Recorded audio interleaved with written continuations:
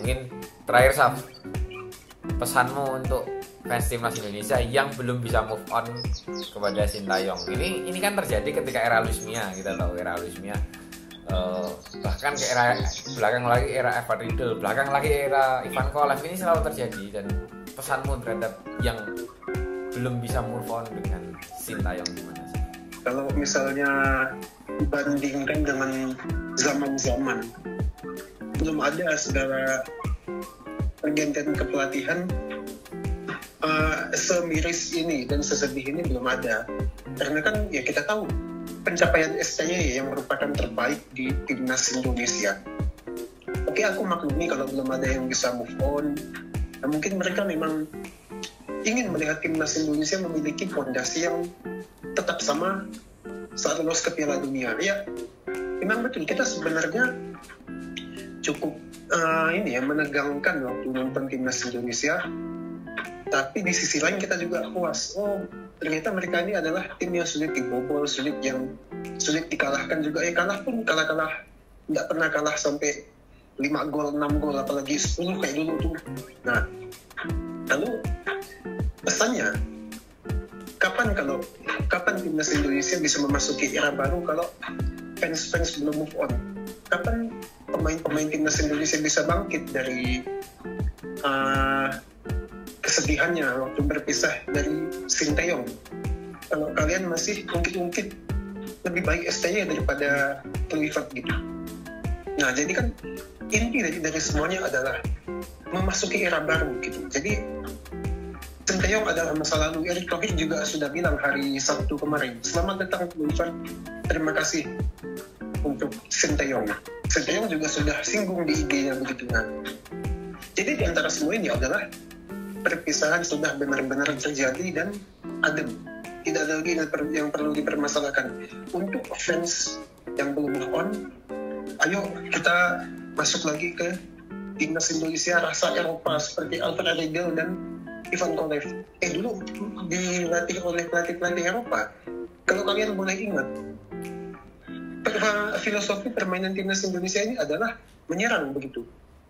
Dan meskipun waktu itu agak gerasa gerusuk ya, karena mengandalkan full pemain klub-klub nasional begitu. Nah, tapi di masa sekarang ini adalah filosofi kurang lebih sama menyerang dan mereka menggunakan pemain-pemain dari klub Eropa. Nah, ibaratnya gini, kita ini memiliki bahan-bahan makanan dari Eropa tapi dimasak oleh koki Korea Selatan gitu. Jadi kan dia tidak tahu bahan-bahan baku untuk makanan enak di Eropa ini seperti apa. Dimasak oleh orang Korea Selatan. Bukankah pelanggan yang memakannya atau konsumen yang mengonsumsinya itu tidak cocok gitu kan? Ya kita kan berpikir seperti itu. Jadi adalah harus selaras begitu. Yang ya sepemahaman begitu ya. Orang Indonesia ngerti bahasa Indonesia. Jadi ya berbicaralah dengan orang Indonesia. Kan tak akan nyambung orang Indonesia disuruh ngomong dengan orang Rusia tanpa belajar terlebih dahulu, kan tak nyambung gitu namanya. Nah, betul kata kritikus, Sintayong kalau dalam bahasa dan budaya itu tidak cocok melatih timnas Indonesia. Tapi kalau masalah strategi ya cocok begitu. Nah, tapi terlepas dari cocok tidak cocoknya waktu menggunakan bahan baku itu, ya kita juga harus memaklumi kalau sepak bola ini memang adalah hal normal dalam mengganti kepelatihan gitu.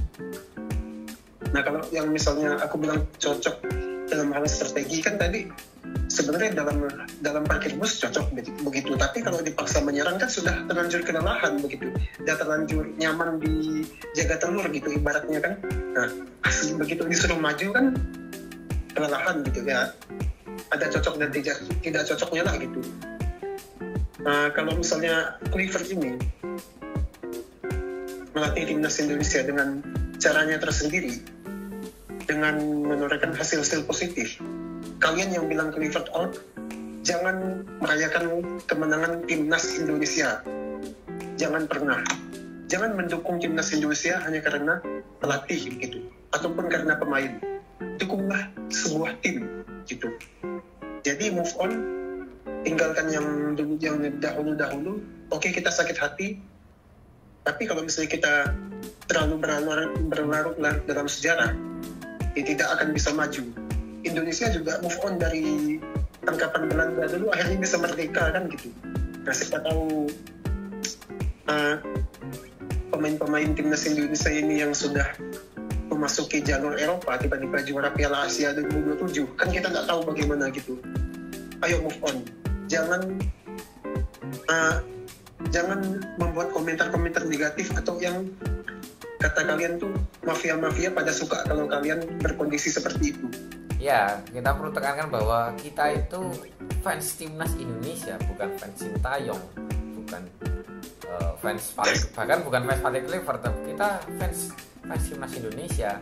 Kita tahu bagaimana banyak pemain di era Sintayong itu keluar, Fahrudin, Mark Klok, mungkin di depan Dedik Setiawan, Muhammad Rafli, banyak pemain.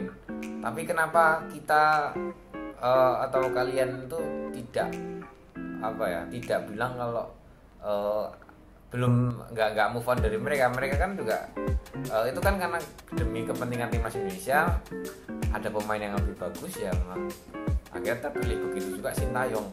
Dalam hal ini penilaian PSSI untuk menuju Piala Dunia memang harus ada yang dikorbankan secara kualitas. Sintayong akhirnya harus digantikan oleh Kluivert yang dinilai dan diharapkan itu bisa mendongkrak kualitas timnas Indonesia menuju ke pentas sepak bola dunia ini. Dan ya, harapanku jelas, mau itu dibangun atau mau dibuat Indonesia setelah football nggak masalah, apapun nggak masalah. Yang terpenting timnas Indonesia di 4 pertandingan sisa memang harus perform. Silahkan mau dari round 3 langsung, kita juga sangat happy tentunya, karena kan bisa lebih cepat kita berpesta. Tapi kalau mau di round 4 pun juga nggak masalah. Oke, tetap kita berikan dukungan untuk Patrick Kluivert, berikan kesempatan untuk Patrick Kluivert, tentunya dengan kesempatan yang tadi aku singgung ya, dengan kita, apalagi kan pemecatan Sintayong juga kemarin pro kontra, dan pemilihan yang juga pro kontra, kita berikan kesempatan dengan tepat ya. Mungkin aku bisa bilang kita nggak perlu lagi percaya proses, karena tim ini juga sudah terbentuk. Jadi yang terbaik lah untuk timnas Indonesia. Semoga mimpi besar bangsa Indonesia, atau bahkan ada yang sering bilang, aku sering masuk ke telingaku adalah pengenlah lihat timnas Indonesia selagi masih hidup, pengenlah lihat timnas Indonesia masuk ke Piala Dunia. Semoga mimpi besar ratusan ribuan masyarakat Indonesia akan tercipta. Aku nggak bisa bayangin kalau misalnya mungkin kita bisa menyisakan 3 pertandingan ini dengan meraih poin. Apakah kita lawan Cina nanti menang akan berpesta 9 juta masyarakat, dan besoknya akan ada libur nasional, kita nggak tahu. Oke, sampai di sini perjumpaan kita bersama GR Bola. Jangan lupa like, comment, share, dan subscribe. Selamat bertugas Patrick Kluivert, Alex Pastor, dan Dani Lanzat. Salam sepak bola. Ciao.